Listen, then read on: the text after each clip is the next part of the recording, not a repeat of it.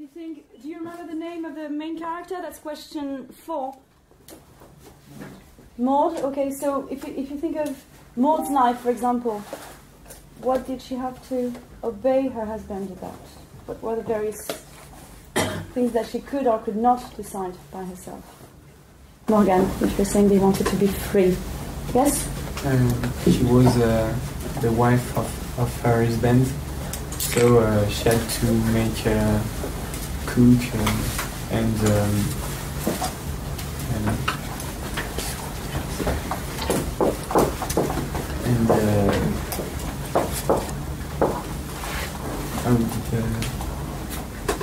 how can we say occuper?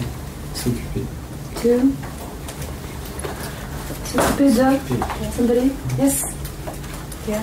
Yes, okay, to take care of. And care her child.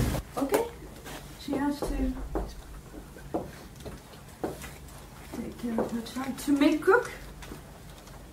She had to make cook, you said? She had to do the... Dinner.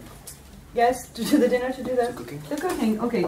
Voilà, qu'est-ce que vous vous êtes dit en sortant du film sur les suffragettes? Bah, Maud, on lui donne pas trop le choix d'être une suffragette. Enfin, elle est un peu forcée au début. Et du coup, à force, elle Exactement. accepte l'idée. Et ça, c'est bien le problème, le gros problème de ce film. C'est qu'on va dire que le film, il y a 3 gros morceaux. Il y a le texte, ce qu'on appelle le texte, donc ça veut dire le scénario de base. Donc ça, on va pas forcément y revenir. Il y a le sous-texte, c'est là-dessus qu'on va revenir. Et il y a les images. Les images, on a vu, ça c'est fait. Le texte, l'histoire en elle-même, enfin, on peut y revenir. Mais c'est le sous-texte qui est vraiment dérangeant. C'est que, c'est ce qu'on disait, c'est ce qui est marqué ici, c'est qu'une femme, dans ce film-là, une femme qui a pas d'instruction, qui travaille énormément, n'a pas le droit de penser par elle-même. Elle est endoctrinée. Et moi, c'est ça qui me fait peur, vraiment, dans ce film.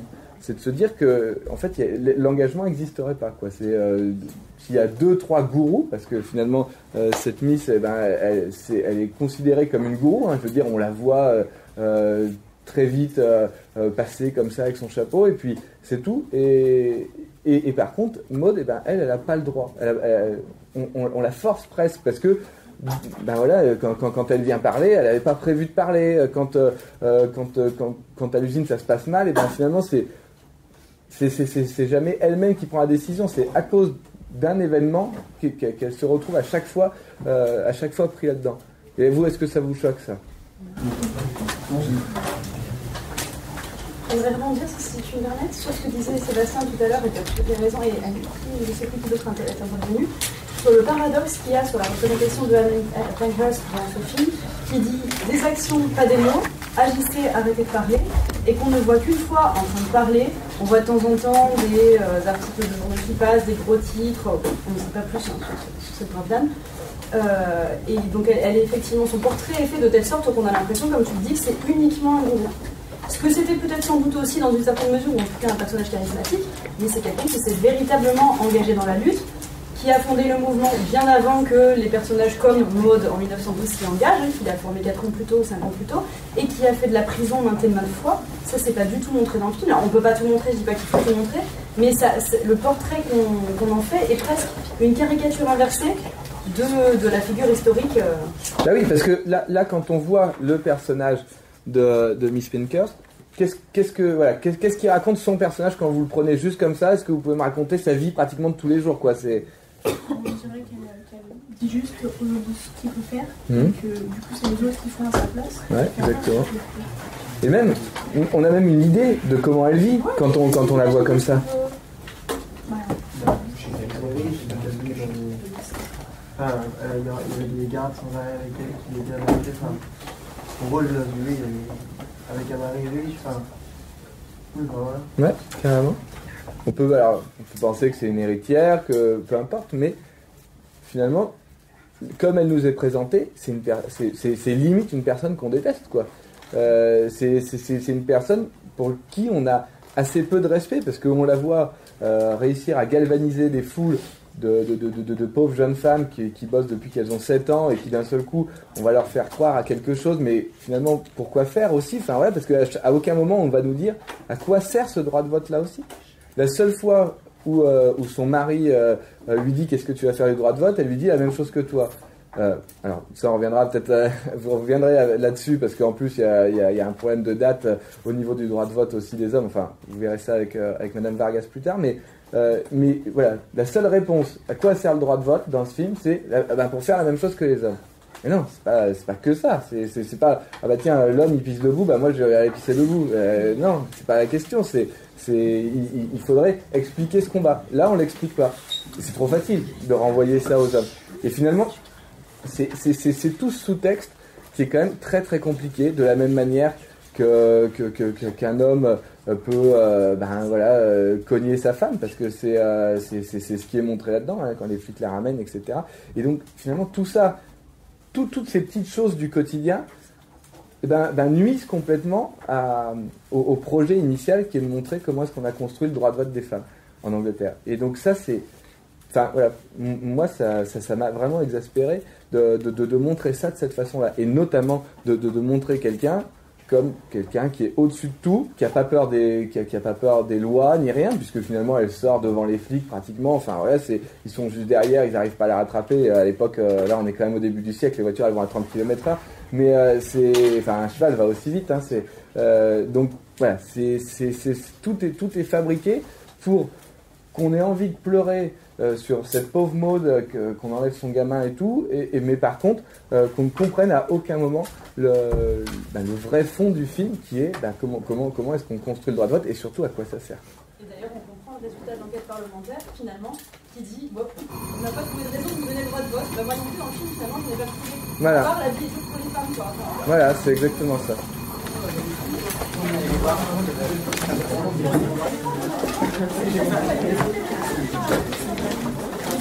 Voilà, et on se quitte sur les bruits des élèves qui sortent de classe. Alors, on peut dire qu'on n'a pas été dithyrambique sur ce film, donc ce qui n'est pas forcément le cas, parce qu'on a trouvé que pour le coup que c'était un assez bon film, The Program. Donc on va justement parler des deux films. Donc on était là à l'instant en classe, donc au lycée Jérémy de la Rue, à parler des suffragettes. On était avec quelle classe du coup ? Nous étions avec une classe de première S. Alors des premières S, donc... Voilà, pourquoi d'un seul coup on choisit les suffragettes? C'est parce que les suffragettes c'était au programme, et de se dire ce film-là tombe à pic, ou on profite des suffragettes pour parler des suffragettes en cours? Alors voilà, c'est plutôt par hasard effectivement. Quand on regarde l'actualité cinématographique, à un moment donné il y a un film qui peut rentrer dans quelque chose qui peut faire partie des programmes qu'on traite avec les élèves ou pas. C'est pas habituellement une thématique qu'on traite avec nos collègues en première S au lycée Jérémy de la Rue en général. Néanmoins, ça reste un fait de civilisation qui nous semble important, qu'on traite en général avec les terminales. Et puis là, il s'est passé que pour des raisons d'organisation, c'était plus simple d'emmener les premières, et en l'occurrence toutes les premières, donc ma classe de première S, mais les autres également. On s'est dit que c'était l'occasion de travailler là-dessus, peu importe finalement, pas qu'on soit rigide au niveau de nos choix de programme. Ok, The Program, vous, ça rentrait du coup dans Mythes et Héros, c'est pareil, on prend The Program parce que ça arrive à ce moment-là, ou c'est on sait qu'il va y avoir ce film, donc on construit un cours autour. Oui, bonjour. C'était un petit peu prémédité quand même, parce que dans Notion Mythes et Héros, j'avais vu dans la programmation que ce film sortait, donc c'était plus voulu pour travailler sur la notion Mythes et Héros. Donc c'était des premières et terminales qui sont allés voir qui étaient là. Donc ça, c'est vrai que les sons, on les avait déjà écoutés. Vous pouvez évidemment les retrouver en replay sur la page YouTube de l'émission. Du coup, comment est-ce qu'on se sert... Enfin voilà, vous êtes tous les deux profs d'anglais, pas profs de cinéma. Comment est-ce que d'un seul coup on se dit, tiens, on va se servir d'un film pour construire un cours autour? Est-ce qu'on s'attache qu'à l'histoire, ou est-ce qu'à un moment donné on va essayer aussi de rentrer dans les images, dans comment est fabriqué un film? Lydie? Alors on s'en sert pas forcément de la façon dont on avait prévu de s'en servir à la base. Il se trouve que le film, ne répondait pas tout à fait à nos attentes, et que c'est pas très grave, on a emmené les élèves le voir, et on s'est rendu compte que finalement... Est-ce qu'on a le droit de dire que le film n'était pas très bon? Oui. Ça ouvre à l'esprit critique aussi. Et justement, et en fait, que ce soit au niveau de de la véracité des faits historiques ou que ce soit au niveau du film, finalement il y avait beaucoup de choses à redire aussi, d'accord, en termes de chronologie, en termes de faits de civilisation analysés ou pas.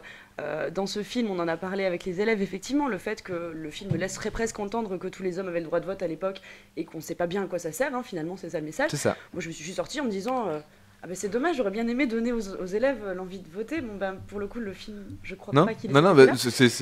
On a déjà fait longuement la critique des suffragettes. Que vous pouvez retrouver sur YouTube. Voilà, donc effectivement, finalement, on s'en sert d'une manière totalement différente de ce qui était prévu, à savoir et quel est le message du film, est-ce qu'on est d'accord avec ce message ou pas, comment est-ce que vous identifiez ou non au personnage principal, et c'est ça que j'ai trouvé intéressant, c'est finalement de s'appuyer sur le ressenti des élèves qui n'est pas justement en soi, qui ne va pas dans le bon sens entre guillemets au niveau des faits de civilisation analysés, et justement pour permettre aux élèves de développer leur regard critique là-dessus. Je trouve ça finalement très intéressant. Oui, c'est même ce qu'on s'est dit, c'est finalement c'est mieux que le film soit pas bon, parce que les élèves, eux, ont été vraiment emmenés par l'histoire, ils se sont fait manipuler comme de rigueur par le film, et finalement, de pouvoir leur dire, ben non, ça c'est pas vrai, c'est peut-être plus facile, on va plus facilement retenir une date quand on nous dit, bah, ce que t'as vu, ça c'est pas vrai, voilà, plutôt que si on avait dit toutes les bonnes dates et tout, bon, bah ça nous serait passé au-dessus, on serait même incapable de fixer une vraie date finalement. Oui, tout à fait, et alors qu'effectivement, et que le film soit pas bon, c'est une chose, mais qu'en plus il se présente comme quelque chose qui présente des faits historiques de manière un peu brute, alors que c'est pas du tout ça qu'il fait.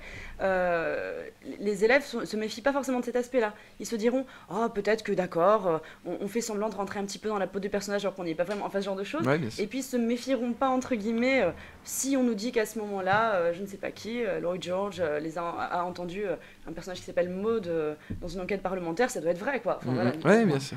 Ils se posent pas la question, et je trouve ça vachement intéressant de dire, mais attendez, et si on se penche sur ce qui s'est réellement passé, est-ce qu'on découvre peut-être qu'il y a autre chose et qu'on ne peut pas faire confiance à ce film-là on peut pas, le principe, c'est on ne peut pas forcément faire confiance à un film par principe. Voilà. Ouais, exactement. Mais c'est souvent le problème quand un film qui sort est le premier à sortir sur ce sujet.